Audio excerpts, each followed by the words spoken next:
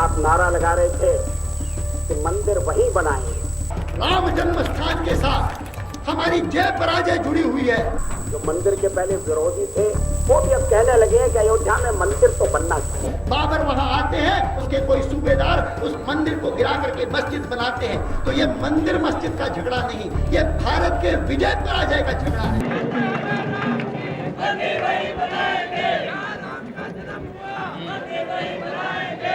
25 सितंबर 1990 दिन मंगलवार। सोमनाथ मंदिर की 27 फीट ऊंची ध्वजा पूरे आन बान और शान से फहरा रही थी। इसमें कोई नई बात नहीं थी, लेकिन आज का दिन कुछ खास था। ये वो तारीख थी जो इतिहास बदलने वाली थी। ये वो तारीख थी जो एक नया इतिहास लिखने वाली थी। ये वो तारीख थी जो भविष्य का खाका तय करने वाली थी। आज सुबह से ही मंदिर परिसर के बाहर हजारों लोग इकट्ठा थे। जय श्री राम और जय सोमनाथ के नारों की गूंज आसमान छू रही थी। बीजेपी नेता लाल कृष्ण आडवाणी आज सोमनाथ मंदिर से राम रथ यात्रा का शुभारंभ करने वाले थे। यात्रा शुरू होने से पहले आडवाणी ने सोमनाथ मंदिर में ही पूजा अर्चना की और राम मंदिर निर्माण का संकल्प लिया। उन्होंने राम रथ यात्रा के लिए सोमनाथ मंदिर को ही क्यों चुना, इसके पीछे भी एक वजह है। गुजरात स्थित सोमनाथ मंदिर पर 6 बार आक्रमण हुआ। इतिहासकारों के मुताबिक सोमनाथ मंदिर पर 17 बार आक्रमण किया गया। यहाँ की मूर्तियां तोड़ी गईं और उन पर मढ़े सोने चांदी को लूटा गया। BBC.com पर मौजूद जानकारी के मुताबिक अरब यात्री अल बरूनी ने अपने यात्रा वृत्तांत में सोमनाथ मंदिर के बारे में विस्तार से लिखा है। इसी से प्रभावित होकर महमूद गजनवी ने सन 1025 में सोमनाथ मंदिर पर हमला किया था, संपत्ति लूटी थी और पूरे मंदिर को तहस नहस कर दिया था। इस समय जो मंदिर खड़ा है उसे भारत के गृह मंत्री वल्लभ भाई पटेल ने बनवाया था और दिसंबर 1995 में तत्कालीन राष्ट्रपति शंकर दयाल शर्मा ने इसे राष्ट्र को समर्पित किया था। अयोध्या स्थित राम मंदिर के ऊपर भी मस्जिद खड़ी कर दी गई थी और आडवाणी की सोच अयोध्या में सोमनाथ मंदिर जैसा ही एक भव्य राम मंदिर बनाने की थी।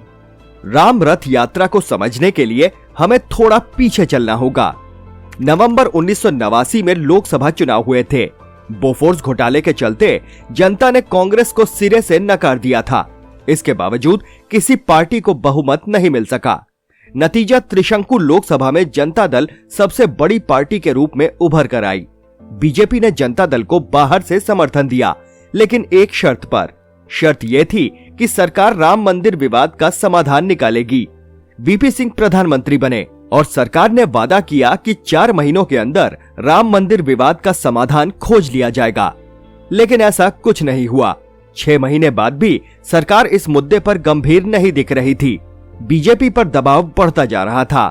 जून के पहले हफ्ते में बीजेपी अध्यक्ष लाल कृष्ण आडवाणी को संसदीय प्रतिनिधि मंडल के साथ लंदन जाना था।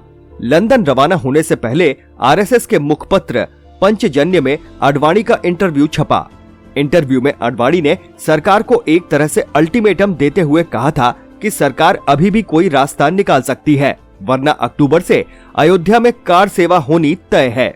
साथ ही उन्होंने ये भी चेतावनी दी कि अगर कार सेवा में बाधा डाली गई तो देश आजाद भारत के सबसे बड़े जन आंदोलन का गवाह बनेगा। इसके बाद से ही बीजेपी और सरकार के बीच संबंधों में दरार आ गई।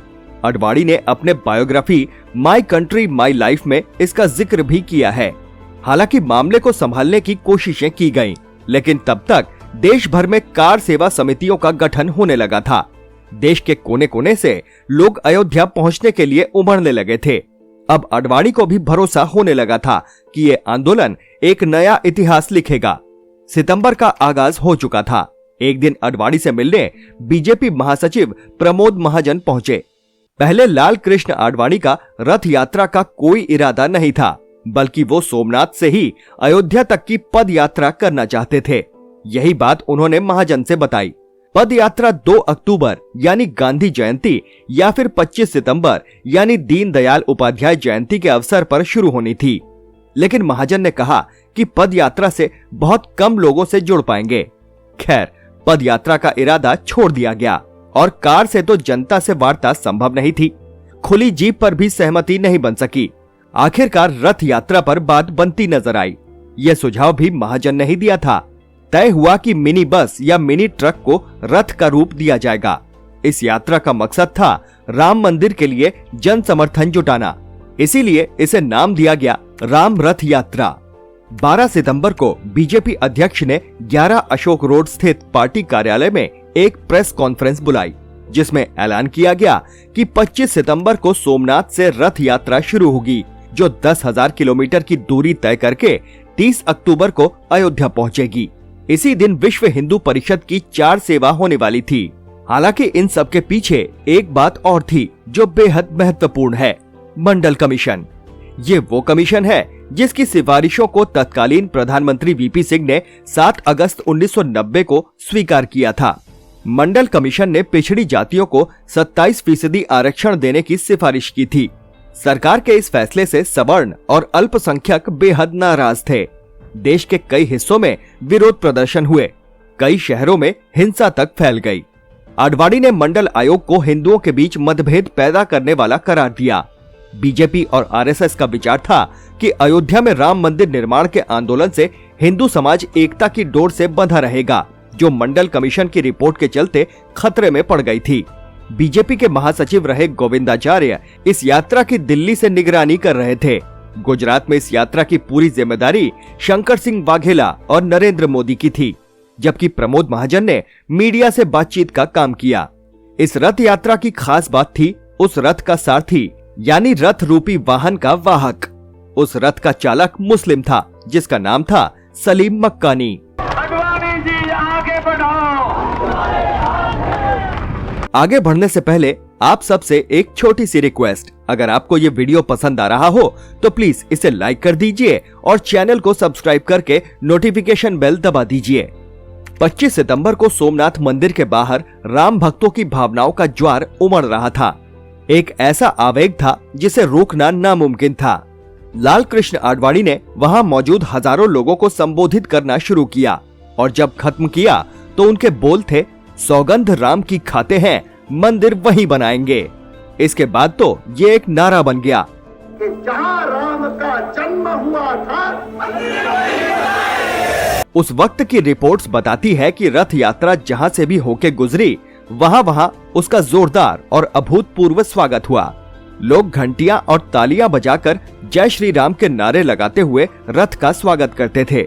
लोगों में भगवान श्री राम के प्रति भक्तिभाव इस कदर उमड़ रहा था कि वो रथ पर ही तिलक लगाते और उसके पहियों की धूल को अपने माथे पर लगाते। रथ यात्रा के दौरान आडवाणी जगह जगह भाषण भी दिया करते।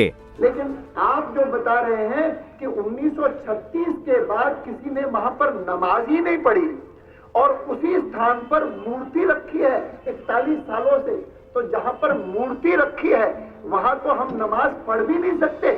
देश के कई हिस्सों में दंगे भी भड़के। अयोध्या जाने के क्रम में रथ यात्रा को बिहार से होकर भी गुजरना था, लेकिन रथ यात्रा के सामने आए बिहार के तत्कालीन मुख्यमंत्री लालू प्रसाद यादव। अपनी biography Gopalganj to Raisina my political journey में वो लिखते हैं कि आडवाणी ने कहा था कि देखता हूँ कौन माई का दूध पिया है जो मेरी रथ यात्रा रोकेगा, जिसके जवाब में लालू यादव ने कहा था कि मैंने माँ और भैंस दोनों का दूध पिया है, आइए बिहार में बताता हूँ। इसके साथ ही उन्होंने आडवाणी की गिरफ्तारी में बाधा डालने वालों को गोली मारने के आदेश दे दिए थे। बिहार में रथ यात्रा धनबाद से शुरू होने वाली थी। उन्हें सासाराम के नजदीक अरेस्ट करने का प्लान था, लेकिन ये प्लान फेल हो गया। इसके बाद उन्हें धनबाद में ही अरेस्ट करने का प्लान बना, लेकिन इसे लेकर अधिकारियों में ही मतभेद हो गया। आडवाणी को गिरफ्तार करने की जिम्मेदारी आईएएस अफसर अफजल अमानुल्लाह को दी गई, लेकिन उन्होंने ऐसा करने से साफ इनकार कर दिया। इसके बाद ये जिम्मा उठाया आर.के. सिंह ने। 23 अक्टूबर 1990, समय रात के 1:30 बजे, जगह समस्तीपुर सर्किट हाउस का कमरा नंबर 7। दरवाजे पर किसी की दस्तक होती है। गहरी नींद में सो रहे लाल कृष्ण आडवाणी उठकर दरवाजा खोलते हैं। उनके सामने बिहार सरकार के 2 अफसर खड़े थे। अफसर आडवाणी से बोले, आप गिरफ्तार हो गए हैं। जवाब में आडवाणी हंसे और सिर्फ इतना ही बोले, विनाश काले विपरीत बुद्धि, और इन अफसरों के साथ चल दिए। उन्हें अरेस्ट करके दुमका स्थित एक गेस्ट हाउस में नजरबंद कर दिया गया।